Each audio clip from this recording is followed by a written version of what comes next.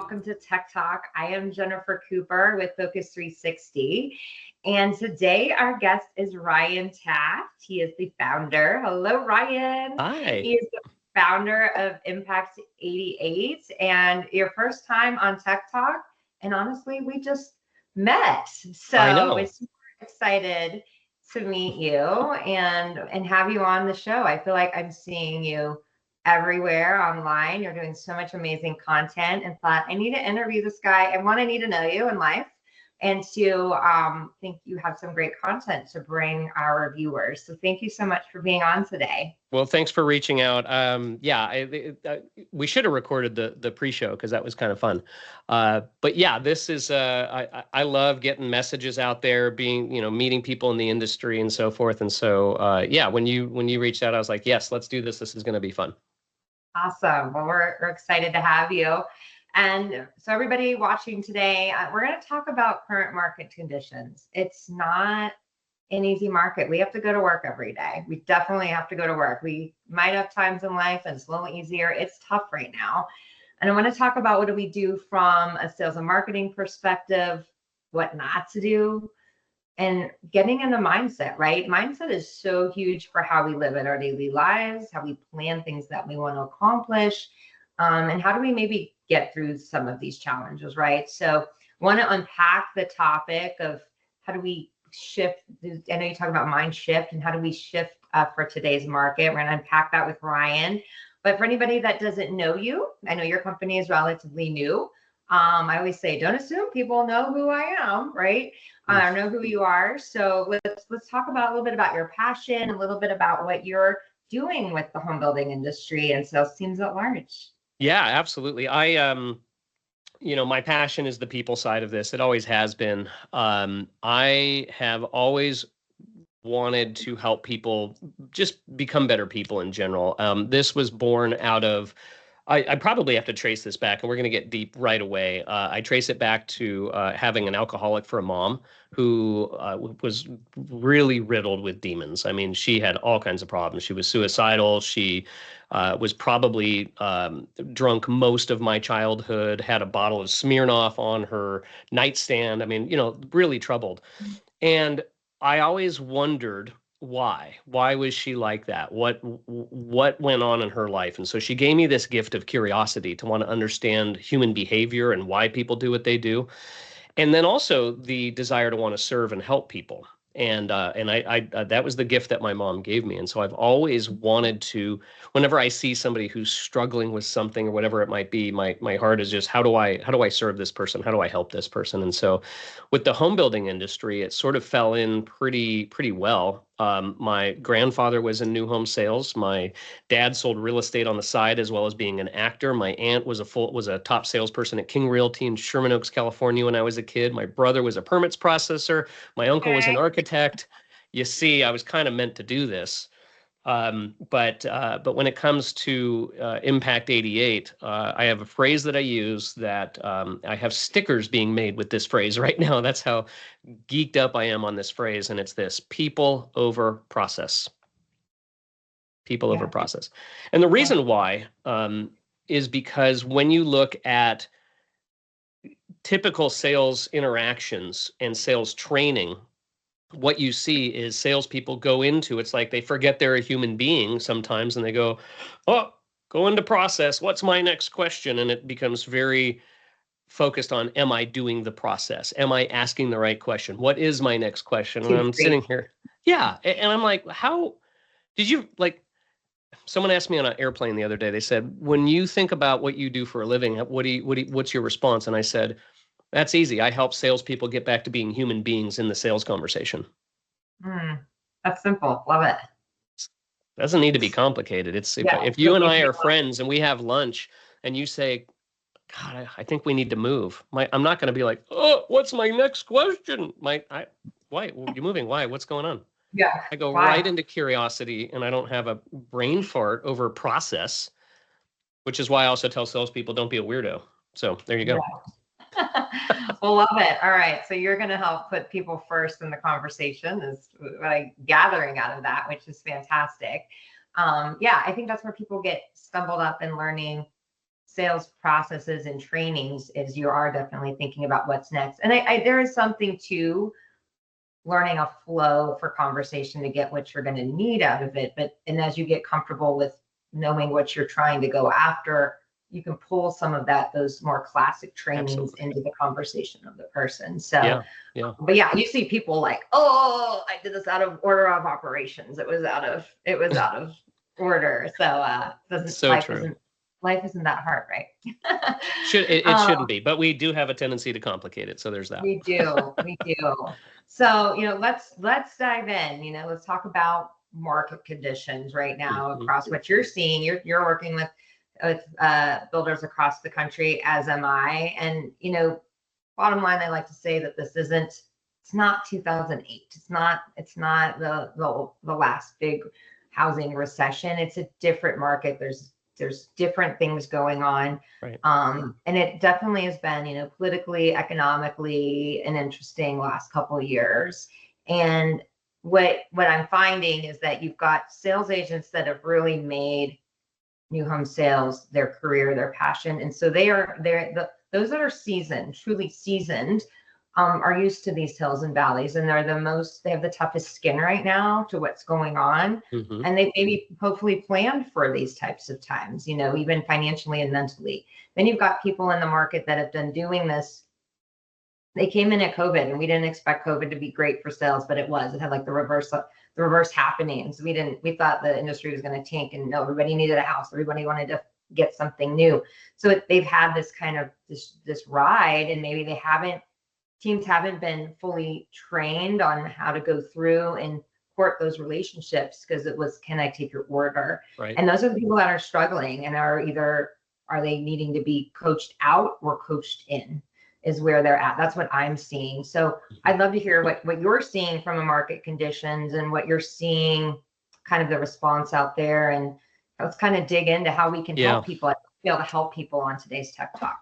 Yeah, so this is an interesting topic, because I think you're right. In fact, I would even go back further than COVID. I mean, we haven't really seen a down market. If you've been selling homes for 10 years, I would question, have you really seen a down market? Because there was a blip in like Q4 of 2018. We saw a little dip in Q4 of 2022, and interest rates were, oh my gosh, over 5%. And then this is the first time since 2008 where it's gone longer than maybe 60 to 90 days where the market isn't bounced back. Yeah. Right. Every month. And now everyone's like, spring selling season, where are you? Like, that's kind of, and here's the mistake. And I've been talking about this for a very long time. And, if you study markets, you nailed it. They do this. But if your perception is what you have seen in the last decade, then you're thinking, oh, it's just going to bounce back and I'm just going to get back to work. I have been telling people for a long time that is a horrible strategy, because when the market does get tougher, which I think is where we're at right now, then you're going to be tested. Your skill set's going to be tested. It's one thing to be in the way of a sale. It's another thing to cause a sale. Right? It's like the market right now is going, will the real Slim Shady please stand up? And the skills that we needed in COVID and the skills that we needed in the last 10 years are not the same skills you need today. So if you're sitting in a sales office right now and you're sitting wondering, gosh, what do I need to do? There's a quote that I like to use. It was given to me when I was coming up, and it was, don't wish it was easier, wish you were better. This is a Jim Rohn quote that then says, okay, great. If I'm going to get better, what skills do I need? And so if I'm a salesperson today, I would be asking that. And it becomes very, very simple. I'll give you an example of this. If you look at just to your point, it's not 2008. There's people coming in the door. It may not be as high of traffic, but if someone's coming in the door right now, it tells you that their life has some sort of need for change. That because you know what a couple doesn't do on a Saturday morning. Hey, let's go have an awkward conversation with a salesperson. Yeah, that's not it. So they're walking into a sales office, and salespeople cannot go, okay, well, there's the model, hoping they're going to get excited enough to come back and say, what do I need to do to buy it? If that's your strategy, you should quit right now. You should get out of the industry right now, because that is not going to, as my wife says, cut the mustard. I don't know why we're cutting mustard, but it won't do it. This is not going to happen. These phrases always crack me up. But nonetheless, I'm over here, and if you look at where salespeople in a market that starts to shift like this, what they do is, and it's human nature, Jennifer, it's human nature. What we do is we complain about the leads. Well, marketing's sending me crap leads, right? Or not enough leads, or no leads, right? Or they'll say, well, my competitor down the street's got this killer incentive and I need one, or our pricing's too high. And those things, look, I'm not going to say none of that's true. Maybe there's some truth to some of that. But my first thing is, are we doing everything we can to convert the leads that are coming in? Because if I'm a company owner, why would I spend more money to send you leads that you're not even taking as far as they would go? Don't wish it was easier, wish you were better. So for people right now in a tougher market, you need to get really good at a couple things. One is getting that buyer's story. If they're in my office, there's a life improvement need that is happening. So you got to get really curious. You're not selling homes, you're selling life improvement. So what problem are you trying to solve? And if you get that, now you understand that the market doesn't care about life improvement. The market does what it does. Nobody's sitting there saying, well, honey, I was going to propose to you and start our life together with a new home, but interest rates just hit 7% and Trump's in office and there's some tariffs. So I think I'm not going to ask you to marry me and we're just going to wait and see. That's not what happens. Life moves on regardless of what's happening. And if you doubt that, go study housing in the 80s. Right? So that's the first thing. That's the first thing. The second thing then becomes asking for the sale. It's amazing. I got a text. This is so funny. I got a text from a salesperson yesterday. He says, hey, I just want to let you know, I asked for the sale on the first visit and it blew me away. They said yes. And I'm like, so if you're not asking for the sale, you don't call your marketing department and ask for more leads. Don't do it. Don't do it. Right? You as a marketer. But don't you think there's, to kind of go back to one of your other statements just a minute ago, I mean, not everybody's there. So you have to know, I mean, that could also push someone away if you hadn't done some level of conversation to know that they were in the mindset to be asked that question, because that could also blow up on you if you asked wrong. Well, right? You know, there's the mentality that says, I'm just going to ask every single person and it's a numbers game. Okay, cool. And you're probably right. But the problem with that is, to your point, I want the confidence as a salesperson to know when I ask the question, the answer I'm going to get. When I proposed to my wife, I knew she was going to say yes. I don't say that out of ego. I say that because I knew she was going to say yes. We had looked at rings. Like there was evidence that it would have been weird for her to have been like, are you out of your mind? Like that would have been weird. Yeah. The same thing should be true to your point about when I get to that moment at the end, instead of saying something lame like, so do you guys have any other questions? Which is typically how that goes, which, by the way, you're now a customer service person in a salesperson's chair. Yeah. Me going, hey, it looks like everything's lining up. Would you like to take the home off the market, or whatever your close is? But it's a decision question. If I know your story and I know the problem you're solving, I'm inspired, I'm motivated to want to ask that sale, not for me, but for you. Yeah. Because I'm saying, do you want to hire me and my team at my home building company to help you improve your life? And if you can get that mindset, it's like Captain America says, I can do that all day long. Yeah. If you're ready, let's go. Like then you're like, how do I help you get to the next step? Yeah. But you had to go through some conversation, some relationship discussion building to know, like, because you wouldn't have asked your wife to marry you on the first date. She'd be like, you don't even know me. Right.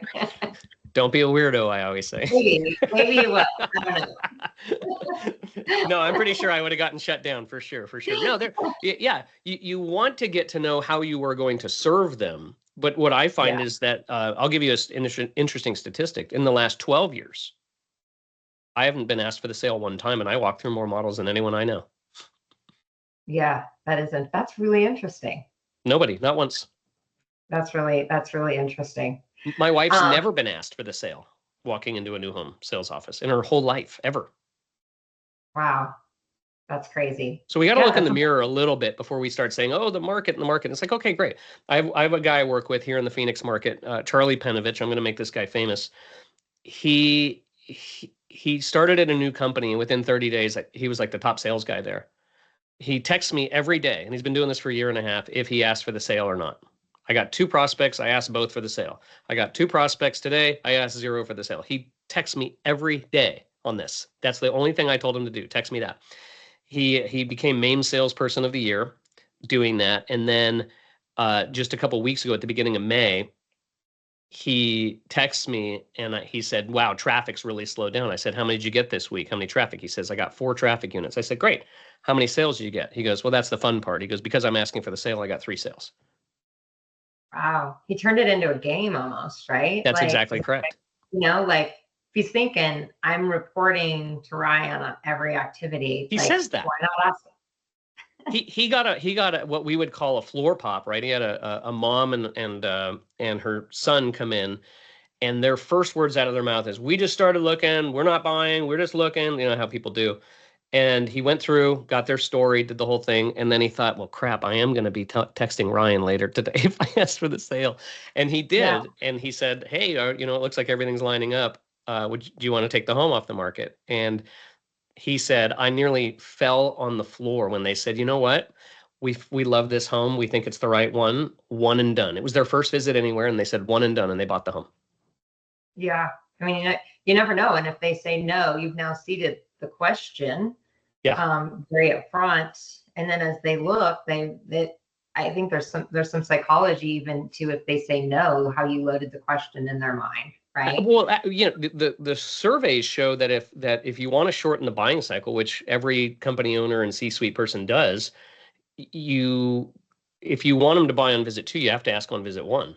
But if you wait till visit 2, then they might buy on visit 3. I know people that don't ask till the 6th visit, and I'm like, well, you know, at some point you're getting out of the emotional buying process and into the logic part of this, and that kills deals for sure. Yeah. Yeah. So we can take some ownership in this and ask, are we doing everything we can do from a sales perspective before we start saying, oh my gosh, the market is tough. I don't look, whatever traffic is, maybe you need to do some prospecting, right? Maybe you need to learn how to do a realtor visit, maybe whatever it may be. But Can we talk about that? Because that is something as a fractional CMO, I struggle with. As I say, what are your realtor drops? What are your visits? How are you going in and presenting? How are you building relationships? And they all kind of look at me like deer in the headlights. Mm-hmm. They don't do it. They haven't had to do it. But a lot, like they don't know how to do that, or they don't know. I don't always get an answer of what they're doing with prospecting. So, I mean, you're having that conversation, I'm assuming as well. Like, how do they get started? What is your recommendation so that the marketing person isn't just standing on a soapbox? No, you and I are singing the same song here. You know, realtors become one of the greatest gifts, in my opinion, to a market like this. I remember I had a relationship with a guy named Dave Bennett who worked at the Home Buyers Club here in Phoenix. And every time my phone would ring and Dave would call, it was a sale. And he always called me on my day off. I think he knew it was my day off just to mess with me. But he's like, hey, you working today? I'm like, I know he knows I'm not working. But my answer was, yup, right? So when we're thinking about this, drop-offs in and of themselves don't create relationship. Yeah. So we do that, checking a box of activity. But my question is, well, what really causes a realtor to bring somebody to you? And if you're sitting there going, well, we have a nice product, that's all fine and dandy. But I'm telling you, it's relational. Mm-hmm. It's relational. You ought to be looking at how do you connect with, how do you befriend, how do you serve realtors in your area on a deeper level, not just, oh, we're going to host a little get together. Go spend time with a realtor and learn their business and learn how you can help them. To me, Jennifer, this is a give-get model, right? Mm-hmm. How do I serve my realtor and help them with their business first? How do I do that? Not how do I go in there and say, we just want to let you know we have some special incentives this week and we're doing a 5%. Like, that's great and that's cute, but that's not relationship. That's promotion. Relationship is going to a coffee. Relationship is being interested, not interesting, like you know, How to Win Friends and Influence People talks about. And so to me, presentations are one thing, but I think the magic in a market like this is that one-to-one connection, right? I love the book Never Eat Alone by Keith Ferrazzi. He talks about networking and how to maximize networking. Really great. But for realtors, that's what I would be doing. Well, I always like to say everybody has a story. So even if you approach everyone that you meet that way, boy, it makes life a lot more interesting. Like if I travel a lot on my own, and even if I'm sitting at a bar just having dinner, I usually just table for one, so I'll just pull up to the bar. I always make conversation with someone to my right or my left because it's more enjoyable, and two, it's just always interesting to go, what is your story? And I think if we respond to that and thought about that with our prospects coming in or our realtors, what is their story? Why are they in this? And honestly, home builders make their sales so much easier. So much easier. Like it's a win-win. They're a marketing arm for us, and we're like a sales operational arm for them. Absolutely. To make business so much easier. And to go back to your comment on drop-offs, I'd just like to comment on that too. I like to say it's a mixture of both, right? Like if you're just dropping off donuts or pastries or something for one of their, monthly or weekly brokerage events, you're showing up your presence. And then they can be like, hey, Jane, hey, we need to get together for coffee. I'm just here for a minute to drop this off. Right? That's right. Your face, you're present. And it's just being present. And I like to say, that I feel like marketing is a third philosophy. Marketing can bring a third, your agents can bring a third, but you yourself in sales can be working on bringing a third of the traffic. So like, it's got to be a mix of that. It can't be Absolutely. just one bucket, just to add on to your conversation. No, I love from the that. marketing side. It's so true. Absolutely 100% accurate. And I had a conversation with a sales guy yesterday, and he says, I don't have any leads coming in the door. I said, well, why don't you go back to the leads that came in the door 6 months ago? Yeah. You got people who came in that didn't buy. It's not like, if they came in because they had a problem that they were trying to solve, right? They got two boys, they're loud, they're taking up all this room, they're noisy. It's not like all of a sudden those kids got older and became quiet. 6 months later, they're louder. They start to smell, right? They have friends. That problem persists. So go back and see if you can serve that problem. There's gold. I'll share with you back in, I don't know, 2003 or 4, 5, I don't know what it was. I had this feeling that people were not taking every lead as far as it would go. So I went to the bank and I got like 700 or 800 crisp $100 bills out of my own bank account. And I went into the sales offices and I went in, the drawers that had the old reg cards in them. This is way before CRMs and all this. And what I would do without the salesperson knowing is I'd drop $100 bill in like 5 or 6 cards deep and just put it there. And I let it sit for like a month or whatever it was, 3 weeks. And then I went back out to every office and said, hey, let's sit down. Let's go through some of your leads. And we'd pull that stack out. And I was counting the card to know, okay, the 5th card's coming. I said, let me take the next one. And I flip it over and boom. How many of the $100 bills do you think were left? All of them, or too many of them. All of them. I got it all back. And my whole point was there's money in these leads and you guys aren't taking them as far as they would go. So so good. So good. But yeah, I'm with you on that. And I think you're right. I think you can't depend fully on marketing and you can't depend fully on, just walk-in traffic. You have to go get the business. You have to make the calls. Now's the time to do the work. Amen, brother. Amen. Demons be gone. We're going to pass a plate here in a minute.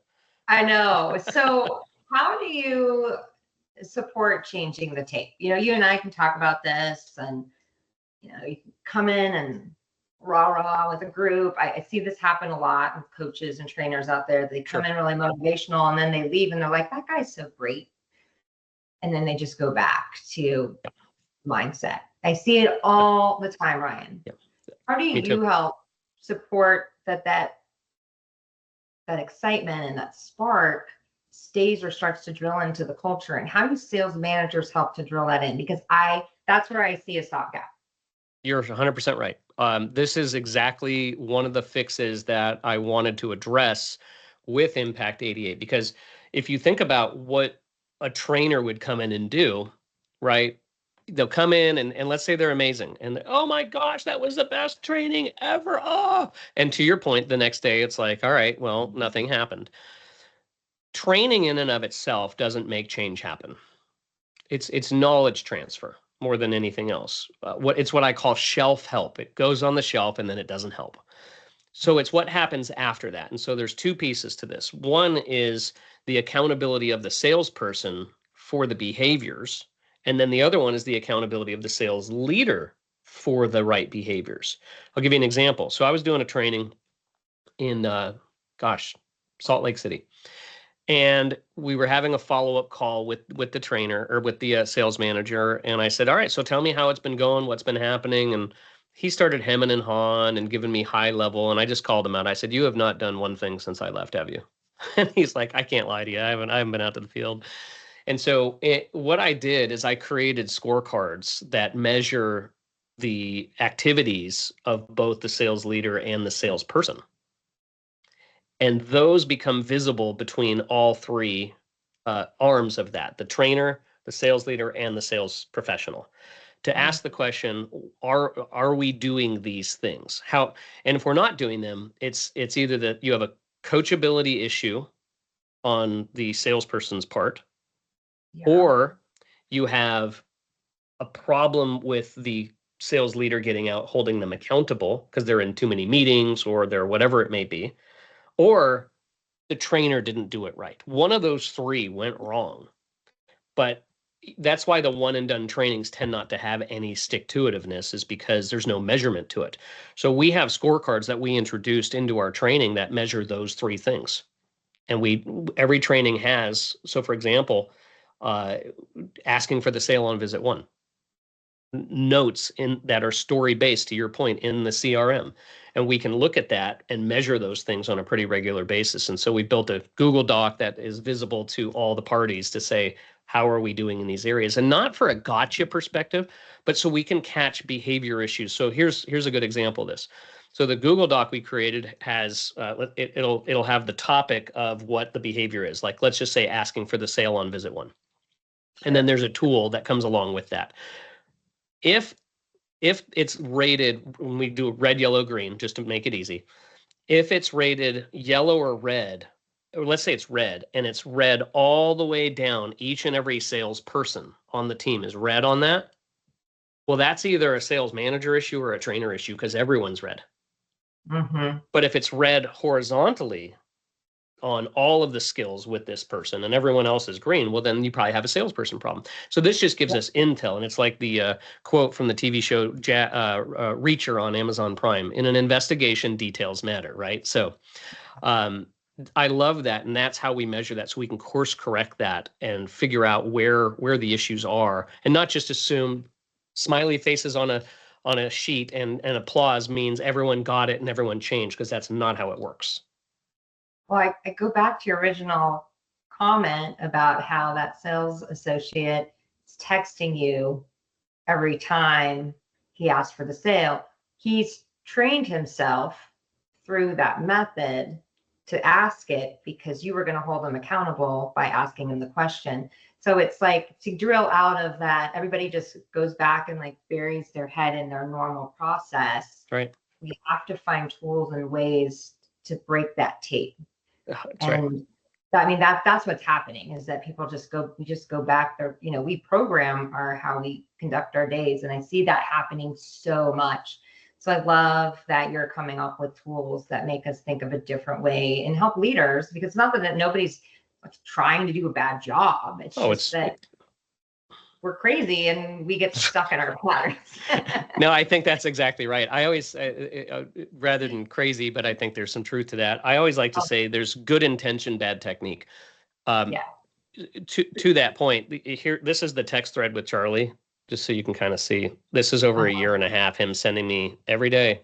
I don't even work with his company. This is just I trained him one time, but he's radically changed.